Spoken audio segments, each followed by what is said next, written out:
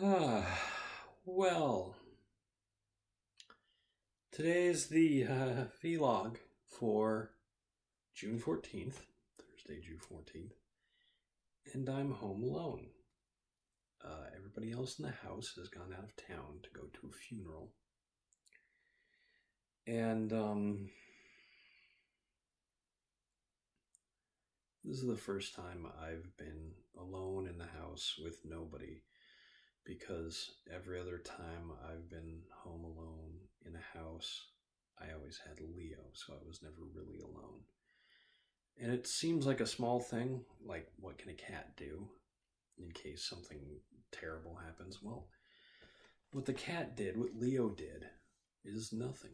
And that was actually the most comforting thing of all. If I thought I heard a creak, if I thought I heard something drop somewhere, or a far off cry out a window, I knew I was okay if I looked over at Leo, who tended to stick by me during these periods. And Leo just sort of didn't show any interest if he was sleeping, or if he was just sitting there watching me play video games or watch TV or whatever. And that was good. That was what I needed. And I don't have that this time. I'm lonely. I don't really know the neighbors. Nothing. Well, it's very little I can do once it's time to go to bed anyway.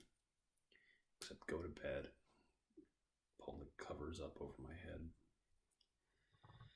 But all this wouldn't be so bad if I hadn't just started the Chains of Harrow quest in Warframe, which was Digital Eclipse's, or is it Digital Extreme? I think it's Digital Extreme.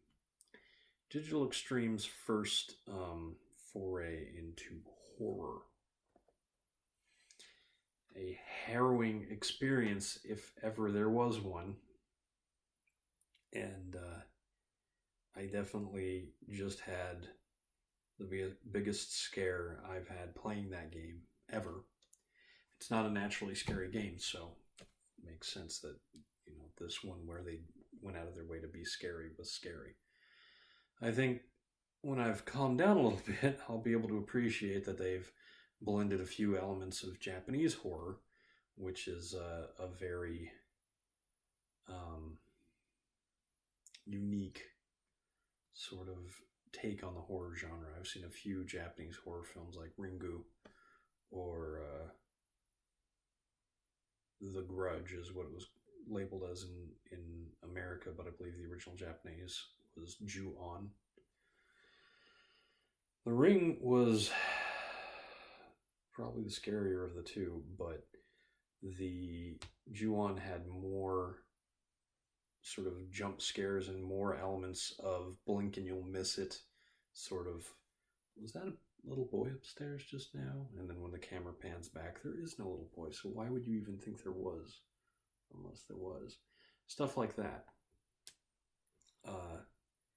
DE didn't go quite that overboard. After all, they're a game about superpowered space ninjas, so they don't want you to be too helpless.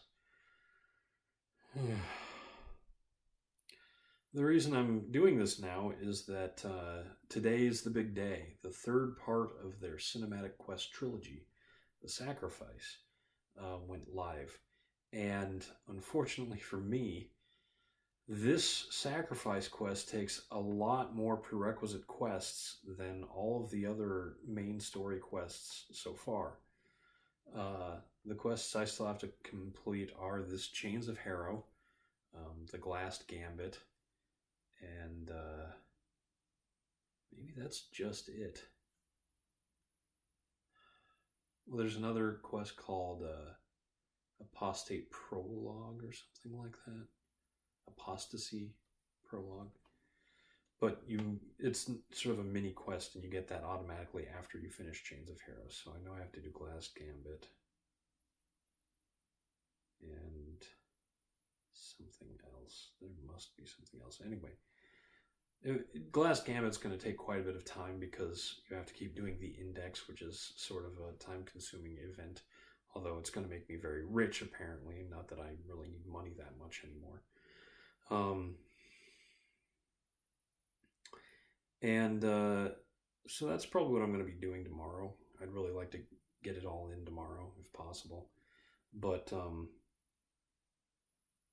yesterday, I in yesterday's vlog, I talked a lot about rounding up E3 and a bunch of games that I saw that really interested me, especially new IPs that have not had pre-existing games, so we don't know what to expect. Those are great because they could be very good, or they could come out and end up being very not good. Um, Honorable mention to Assassin's Creed Odyssey, which may be the first Assassin's Creed I really get into. Takes place in ancient Greece, in a beautiful rendition of ancient Greece that I can see myself enjoying a whole lot. You actually get to pick whether you're going to be a male or female mercenary assassin, whatever you want to call them. And the whole game plays quite a bit more like an RPG than the previous ones. I've heard a lot of people say that between Assassin's Creed Odyssey and Cyberpunk 2077, the sort of BioWare style RPG with lots of choice and elements of dialogue has basically been picked up by the people, which is good because between Dragon Age and Mass Effect, it really feels like BioWare just dropped the ball. Their games aren't nearly as fun as they used to be. And it's probably due in no small part to being picked up by EA, and I believe they're now an EA studio, and EA's been going through a lot of trouble. And they're just not the world's greatest publishers. They've had a real roller coaster ride over the years. They do really well sometimes and really poorly sometimes, and they basically manage to stay afloat because of their sport licenses, but they have a wide variety of genres that they make games for. But before I go, I want to talk about the last thing that I've actually spent more of yesterday and part of the day doing than anything else. Working on my first adventure for the Dinostria campaign in Dungeons & Dragons. I don't want to give too much away because it's possible some of the people who want to participate are going to be looking at this vlog, but it does start in a tavern. It's a weird tradition that Dungeons & Dragons adventures so often start in taverns, but it makes a lot of sense. Even now, going out to a bar or tavern after work is a way to socialize and touch base with people that you might not have had a chance to communicate much with over the day. It's sort of, been reduced in use due to the wide variety of social networking communication devices we all have, but especially in a fantasy world where there are no iPhones, getting together at a pub or tavern was one way to trade information and learn about important things that have been happening. And it's a relaxed setting, usually. So players usually feel quite at ease most of the time until, the town guard come looking for whichever party member decided to pickpocket a noble that day, or a completely unrelated bar fight just erupts and the players can decide to get involved or sit back and watch. That sort of thing. So obviously it doesn't stay in the tavern, although it does take place mostly in and around the tavern. The tavern is called the Land's End Tavern, and it's located in a little town called Tip Atoll, which is an atoll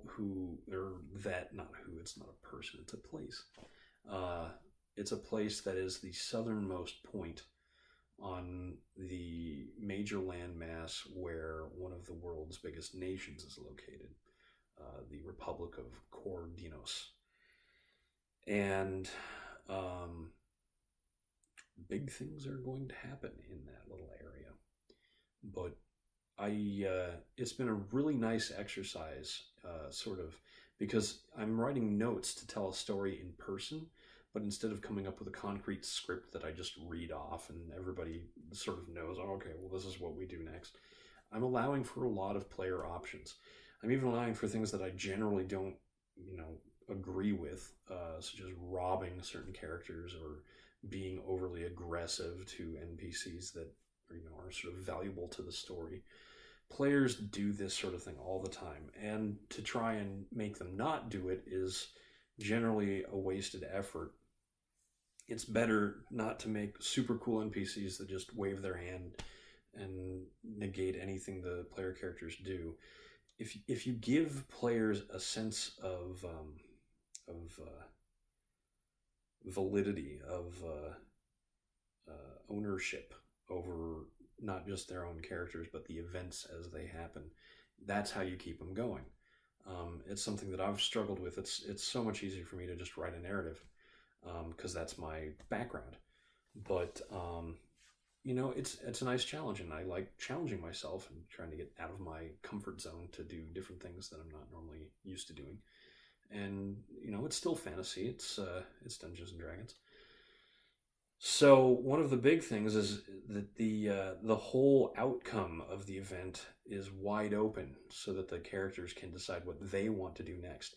I give a couple, suggestions, but I give more than one, and I make it clear that things that the characters don't do can be handled by NPCs, so that they don't feel obligated to do something, even if it sounds like it's less fun, or especially if it sounds like it's less fun.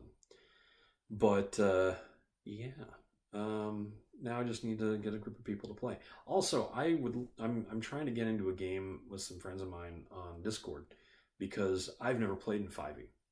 So I don't know exactly how it works. I'm thinking maybe if I don't get too down into the rabbit hole with Sacrifice in Warframe this weekend, I might start building Gunpla and listening to Critical Role as a sort of background thing to sort of get an idea of how the rules work and what I need to do in order to make my game work.